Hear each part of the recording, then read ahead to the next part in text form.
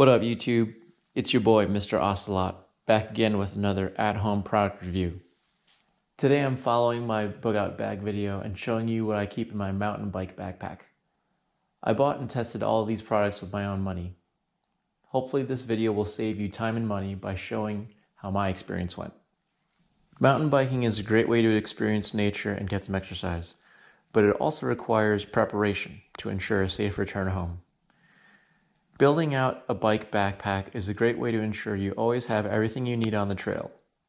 Tire blowouts, mechanical failures, and injuries do happen, so you should prepare to handle those on each and every ride by bringing water, food, and supplies. The first object we're looking at is my Camelback TORO Protector Hydration Backpack. I got the TORO 8 because I wanted this colorway and I had to get it on eBay. But you can find the TORO 14 on Amazon for 230 bucks.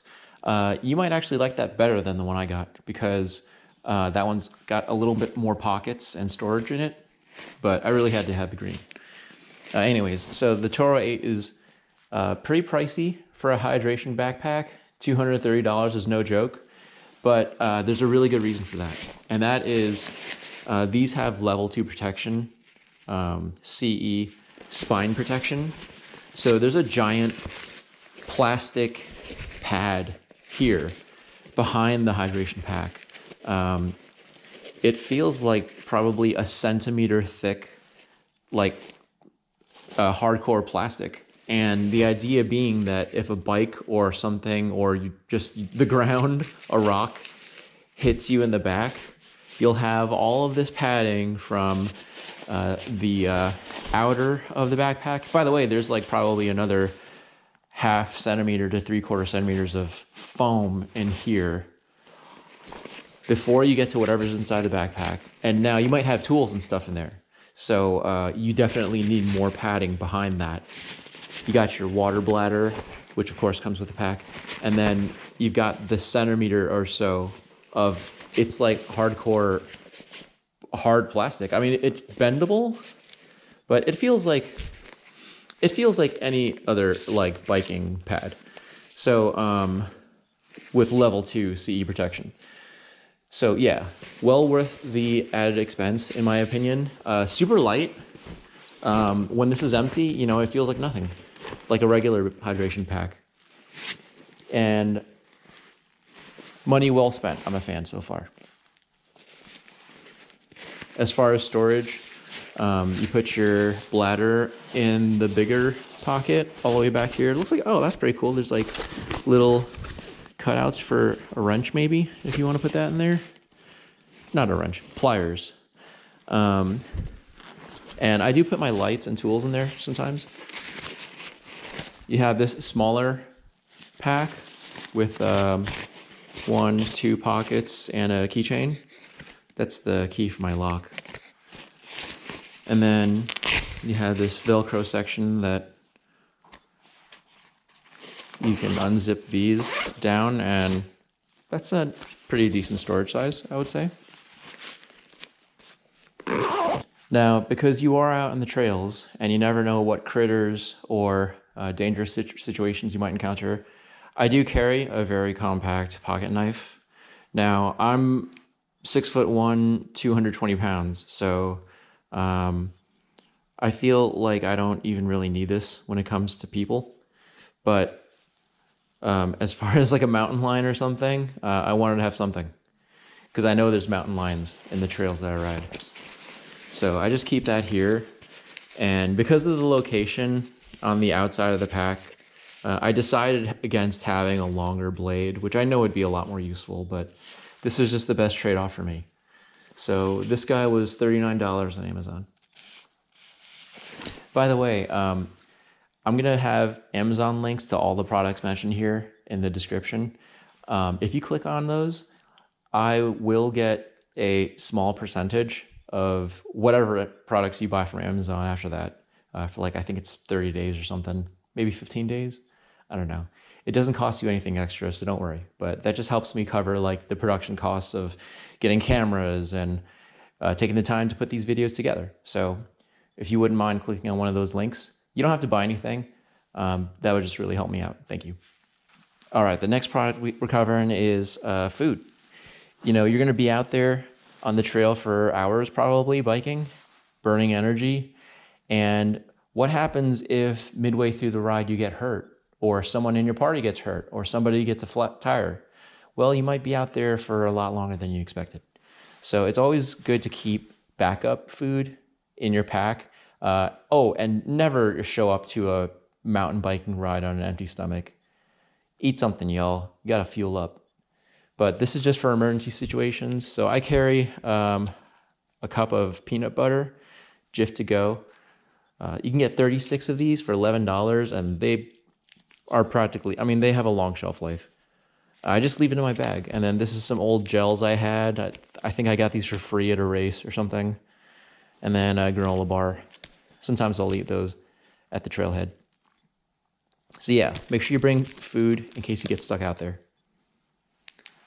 The next product is a neck gaiter. So this one has the Arizona flag on it.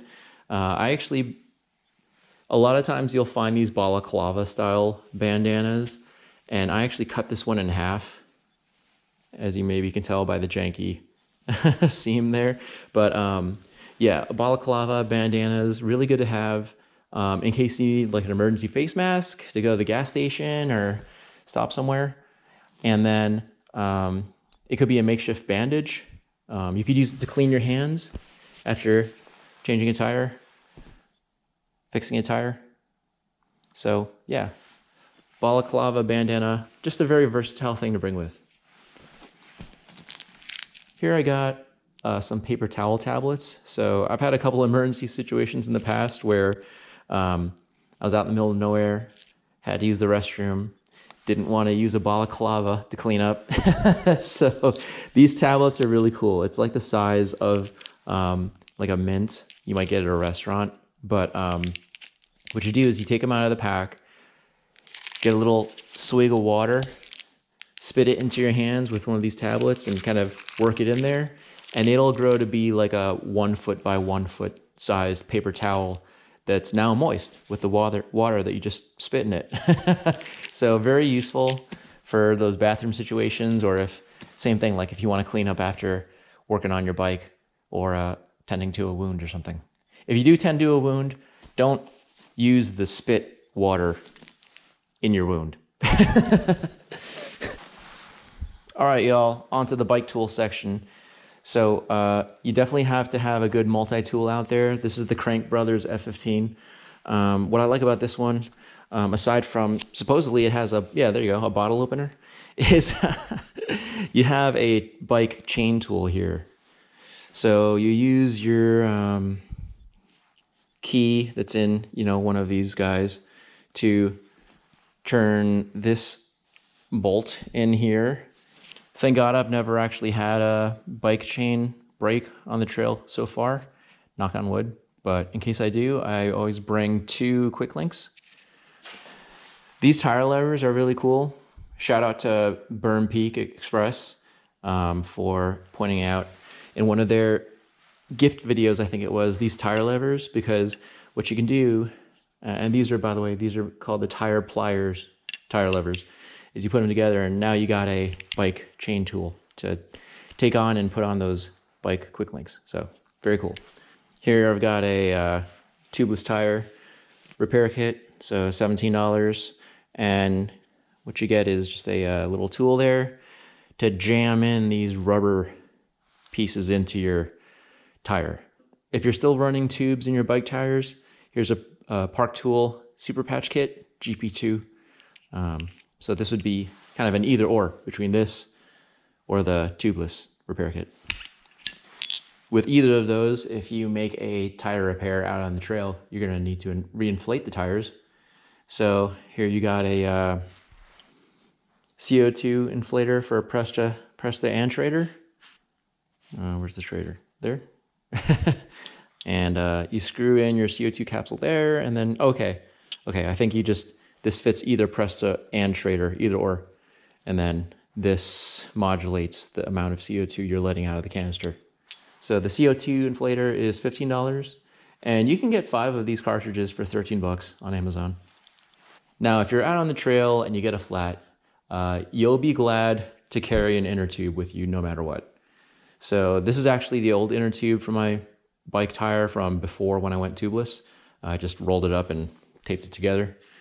So bring one of those. If you want to buy one, you can get them for like 15 bucks on Amazon. One less miscellaneous tool I always bring with me is some zip ties. You never know. Between this and the knife, you can tie up whatever you need to and then cut off the slack with the knife. And I keep all this stuff in just this old bag I had lying around. If you don't have something like this, you could just use like a grocery bag or a sandwich bag, freezer bag. I'm sure those would all work good. And then throw them in your pack. Now, last but not least, we're going to talk about lights. If you're biking within a few hours of sunset, I recommend packing lights. Just like I said, if you get a flat tire, you might be out there longer than you thought. And if you're stuck out there and you need to get home, you're going to need lights. So make sure when you get lights to get the right mount for whatever your application is, whether it be on the back of your bike, the front of your bike, your helmet, your handlebars, your backpack. I might actually stick this one on like the back of my backpack. Yeah, just make sure you have the right mounts. Test them out. Not when you need them, but when you're in your garage or before you leave home. In general, when it comes to lights, they're all kind of different. They have like lumen ratings, which basically boil down to like how bright they are and how far they can illuminate. The beam pattern also matters, you know, how wide the beam is or how focused it is. Those I don't really know much about how to determine that off of a spec sheet. But anyways, the more lumens you can get, the better. This is a 450, this is 300. That's probably not enough. I would go higher if I were you. At least 500 on your head. And if you can get 1,000 on your handlebars, something like that, that would be better. I did see on Amazon, they're so cheap. I mean, you can get a 900 lumen Nite Rider headlight like this one, but 900 lumens for $55. You can get a taillight, 110 lumens from Nite Rider for like 30 bucks.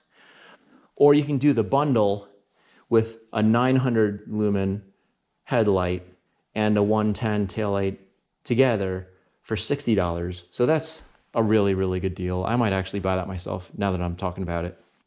All right, guys, those are the accessories that I bring in my mountain biking kit. Let me know what you think of this video or if you have any questions in the comments below.